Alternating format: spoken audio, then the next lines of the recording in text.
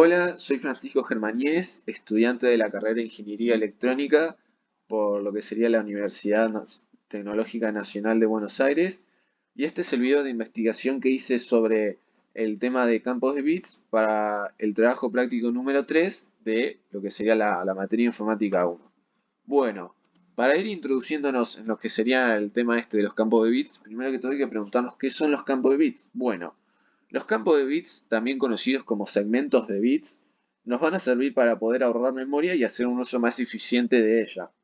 O sea, ¿por qué se busca hacer esto? Se busca hacer esto porque ya que en la mayoría de los casos, cuando programemos y hagamos código, no vamos a estar usando lo que sería la totalidad de la memoria ocupada por un tipo de dato. Por ejemplo, un SIGINT int ocupa 4 bytes de la memoria. Y si cada byte son 8 bits, significa que estaríamos usando 32 bits de la memoria. Esto significa que tenemos la capacidad de escribir un número que va desde el 0 hasta el 4.000 millones y pico, o sea, un número muy muy grande. Pero sucede que, obviamente, en la mayoría de los casos nunca vamos a escribir números tan grandes y lo que va a terminar sucediendo es que vamos a terminar desperdiciando memoria, ya que estarían quedando varios bits vacíos que no contendrían nada de información y que terminarían sin ser ocupados, o sea que al final estaríamos desperdiciando el uso de los mismos.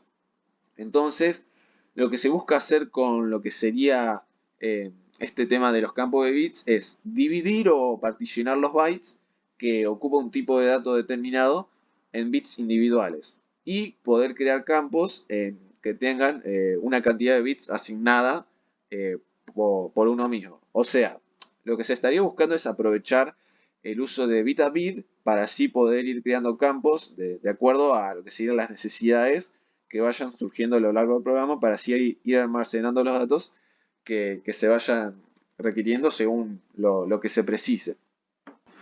Bueno, continuando con lo que sería el tema este de campo de bits, lo que hay que explicar que es muy importante antes de hacer este ejemplo gráfico para poder interpretarlo mejor es que C lo que va a hacer es que cuando nosotros queremos reservar memoria para un campo, es que directamente nos va a reservar la cantidad de memoria que se le asignaría para ese tipo de datos. O sea, para un tipo de dato, un int, C directamente nos va a reservar 4 bytes.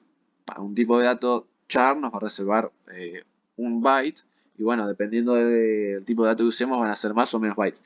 Pero, ahora bien, lo interesante es que con los campos de bits nosotros vamos a poder utilizar todos los bits que estén disponibles en lo que sería ese tipo de dato, como se puede apreciar acá, que esto no es casualidad, son 4 bytes, si no cuenta son 4 acá abajo, y que son en total 32 cuadraditos que serían 32 bits. O sea, C lo que hace es reservarnos 4 bytes directamente cuando creamos un campo, pero suponiendo, no sé, creamos un campo llamado B1 y queremos utilizar 4 bits nada más. Entonces, usamos 4 bits.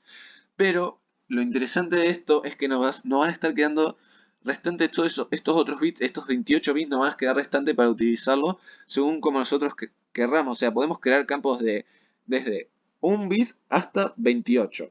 Más de eso, bueno, yo lo voy a explicar más adelante qué pasaría si creamos un campo más grande de eso, pero nosotros podemos crear campos desde 1 bit hasta 28 bits acá, dentro de estos 4 bytes que tenemos reservados. O sea, podemos crear, no sé, un campo B2 que utilice esta cantidad de bits, después un campo B3 que utilice 3 bits, después un campo B4 que utilice esta cantidad de bits, después un campo B5 que utilice esta cantidad de bits.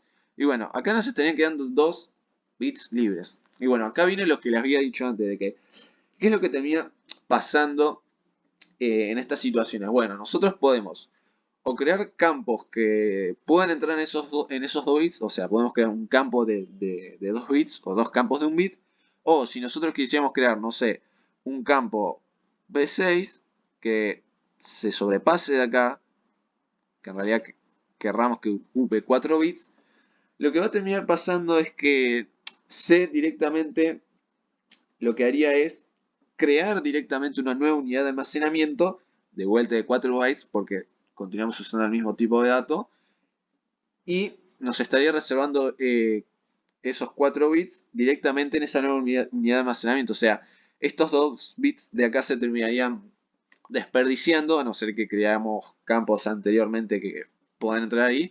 Si no, se van a terminar desperdiciando, porque lo que sucede es que siempre un campo tiene que pertenecer a una única unidad de almacenamiento. Eso es lo importante.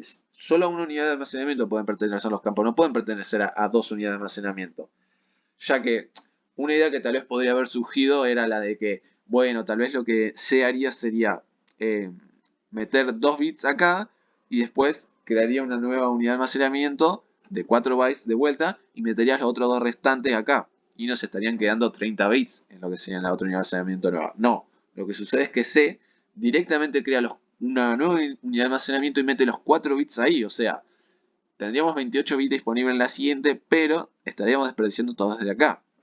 Entonces, eso es algo importante que entender para poder utilizar bien lo que sería este tema de lo que serían los campos de bits.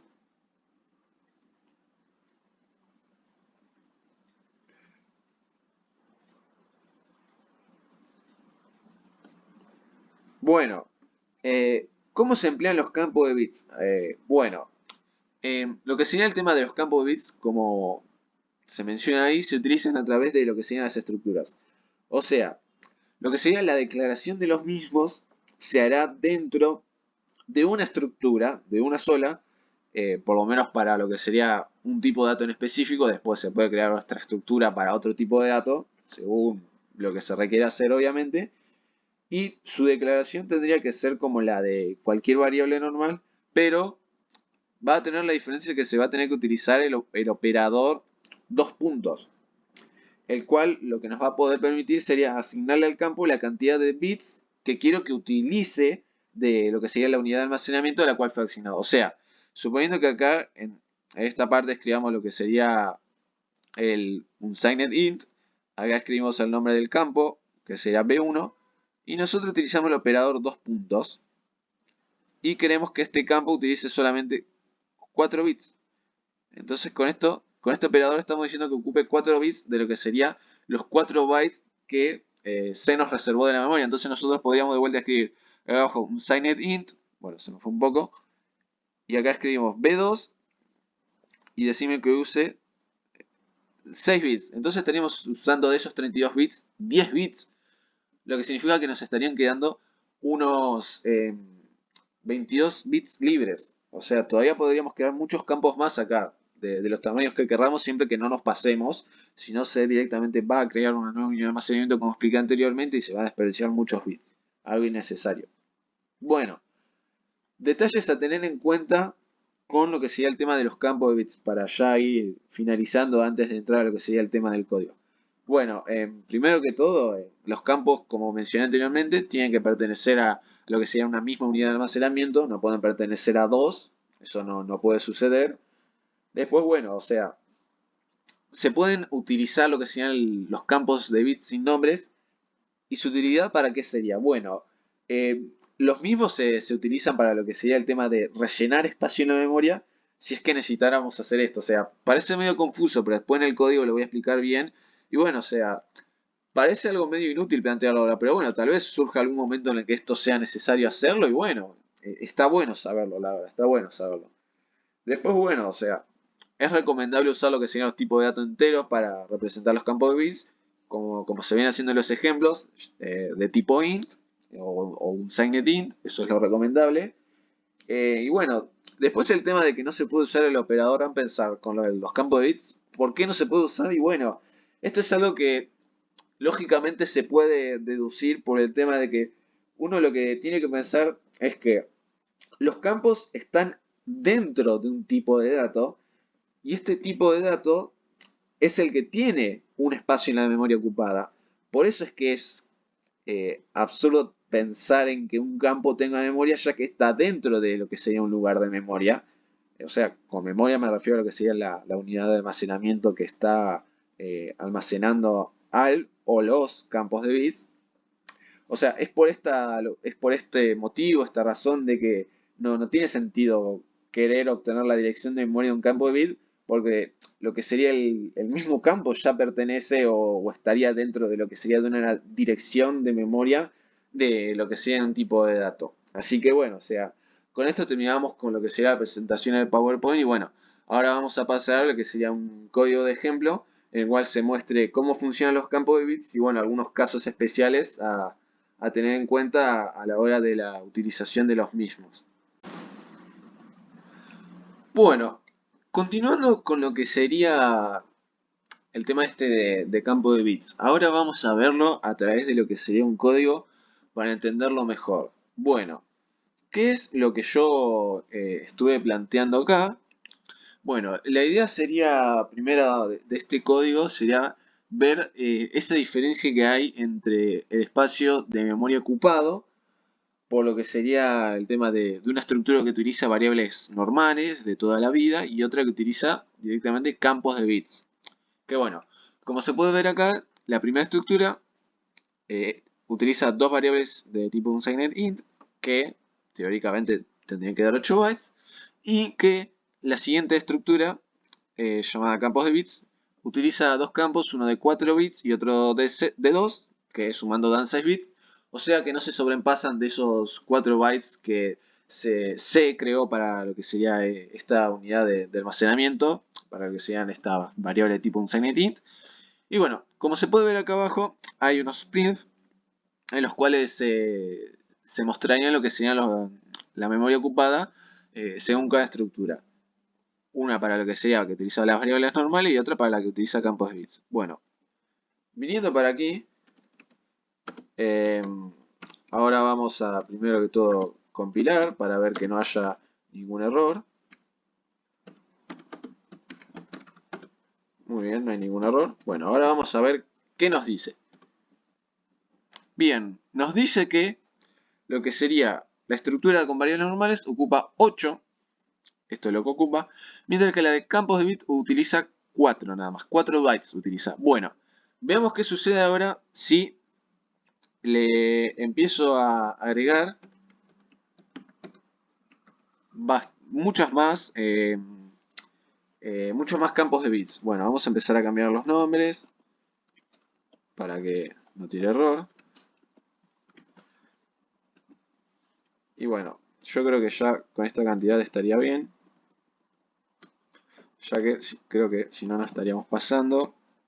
Acá tenemos 12, 18, 24. Bueno, no nos pasamos, pero aún así está bien esta cantidad. Como se puede apreciar, acá hay muchos campos creados a comparación de acá arriba que están solo estas dos variables. O sea que dentro de estos campos podría utilizar, obviamente, con sus limitaciones en bits, pero podría utilizar mucha información, claramente. Ahora, vamos a ver cuánto ocupa. Compilamos de vuelta, un error, a ver, y seguimos estando en lo que sería los 4 bytes. Bien, veamos qué sucede si le agrego un poquito más. Sería al revés. Ahí está. Si le agregamos un poquito más, nos seguimos manteniendo dentro del límite. Ahora, ¿qué sucede si le agrego una variable que se termine pasando? ¿Qué sería lo que tendría que suceder? Bueno, lo que tendría que suceder, como venía explicando antes, es que C nos crearía lo que sería una nueva unidad de almacenamiento con otros 4 bytes y estaríamos ocupando una totalidad de 8 bytes en esta estructura. ¿Estamos de acuerdo? Bien, a ver cuánto da. 8. Esto es lo que pasa. Nos pasamos de los 32 bits, entonces por eso C nos termina dando lo que sería 8 bytes en total ocupados por esta estructura, ya que nos estamos pasando y nos tuvo que reservar otros 4 bytes extras para así podíamos meter este último campo que, como mencioné anteriormente, está en su totalidad en esta nueva unidad de almacenamiento. No está utilizando 2 bits de la unidad anterior y después un bit de la siguiente. No, está usando 3 de la nueva. Eso es muy importante. Y además de que, bueno, como se podrán dar cuenta, lo que sería en esta en lo que serían estos campos, yo siempre utilicé lo que sería el mismo tipo de datos. No estuve cambiando.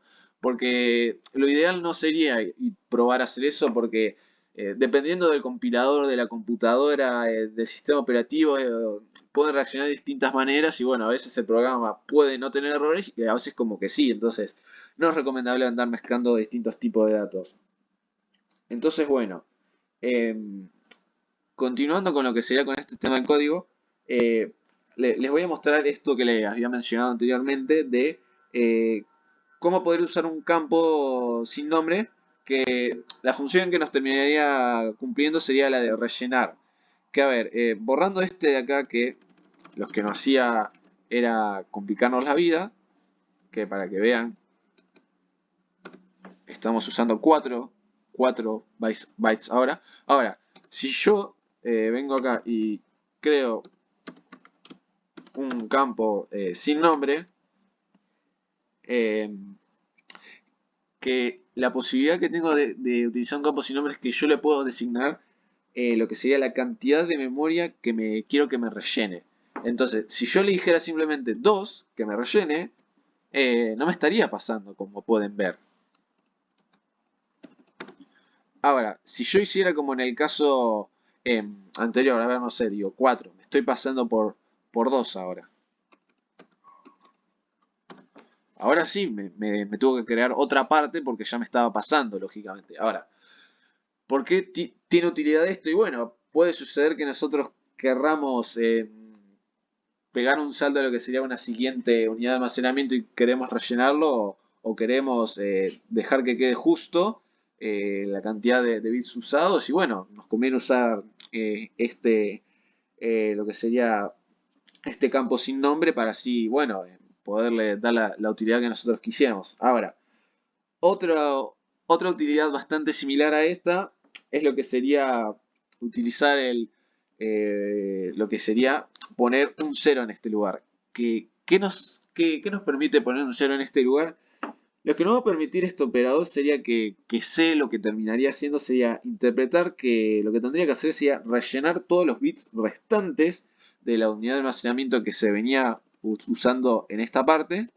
Y lo que haría sería crear una nueva unidad de almacenamiento a continuación de los que vendrían acá, o sea, una nueva unidad. Que bueno, o sea, sería bastante similar a lo anterior, nada más que nosotros nos ahorraríamos de ponernos a calcular tal vez el tema este de ponernos a pensar cuántos bits tendría que rellenar por los que vengo ocupando previamente en este tipo de datos. No, con esto directamente se particiona y ya está, empieza a crear una nueva. Que como pueden ver con el ejemplo este, si yo pongo acá, me va a decir que esto es 8. Ahora, si yo viniera acá